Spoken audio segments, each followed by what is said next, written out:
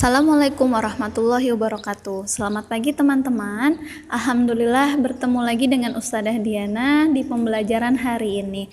Hari ini kita akan belajar bersama tentang kebersihan. Teman-teman kemarin sebelumnya sudah belajar bagaimana menjaga kebersihan di lingkungan rumah dan di lingkungan sekolah. Kita akan membahas lagi bahwa di lingkungan selain di rumah dan di sekolah, teman-teman ada di lingkungan sekitar kita, ada di pasar, ada di jalan raya, di hutan, taman kota, dan di WC umum.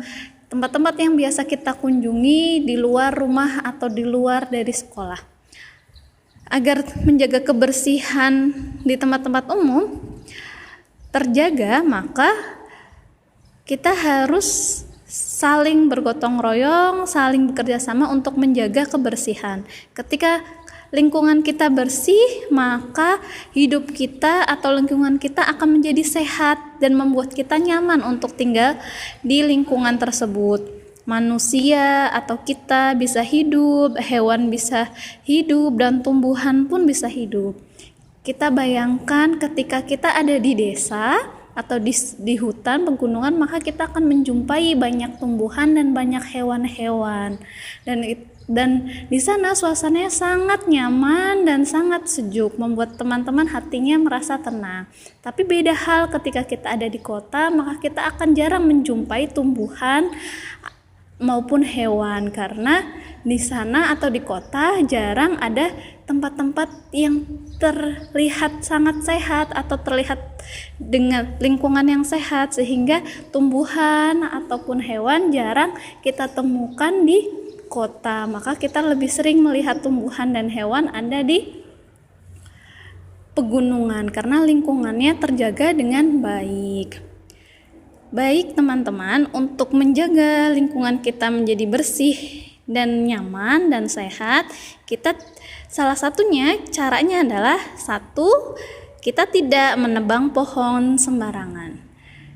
Kedua, tidak merusak tumbuhan dengan cara kita tidak memetik, mencoret-coret pohon, dan tidak memakunya. Jadi ketika teman-teman berada di taman, melihat banyak tumbuhan, banyak bunga di sana, cukuplah teman-teman untuk melihat, tidak untuk sembarangan dipetik bunganya karena bagus, atau ketika melihat pohon yang besar teman-teman memakunya atau mencoret-coretnya dengan pisau atau dengan spidol itu atau dengan cat, itu tidak diperkenankan.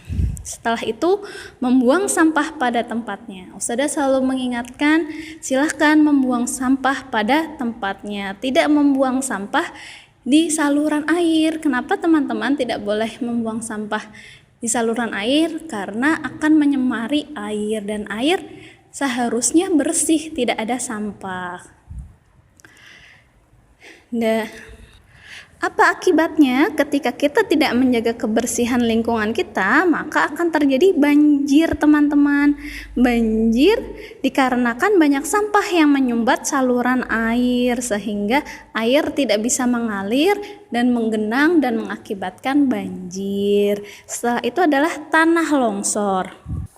Mengapa bisa terjadi tanah longsor? Karena air tidak ada yang menampung atau tidak ada yang menahan air, yaitu pohon, sehingga tanahnya lebih gampang atau lebih gampang untuk mengalir dan mengakibatkan tanah longsor. Setelah itu, karena banyak sampah yang menumpuk, maka akan terjadi banyak penyakit kulit teman-teman, sehingga kita sering menderita gatal-gatal karena air kita tercemar karena kotor, banyak sampah. Setelah itu ada dampak yang selain dirasakan oleh manusia, yaitu oleh hewan. Hewan akan kehilangan tempat tinggalnya.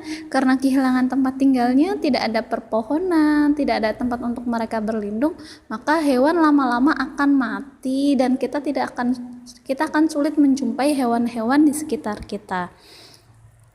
Dan karena tidak ada lingkungan atau pohon-pohon yang mati, maka udara di sekitar kita akan kotor, akan tercemar, karena pohon adalah penghasil oksigen. Jadi teman-teman, ayo kita menjaga kebersihan lingkungan sekitar kita. Kalau kita sendiri untuk menjaganya pasti sulit. Kalau kita bersama-sama, insya Allah akan lebih gampang dan akan membuahkan hasil lebih besar. Jadi ayo kita bersama-sama menjaga lingkungan sekitar kita ya teman-teman. Selalu jaga kebersihan dimanapun teman-teman berada. Cukup sekian materi dari Ustadzah. Billahi taufiq wal hidayah. Wassalamualaikum warahmatullahi wabarakatuh.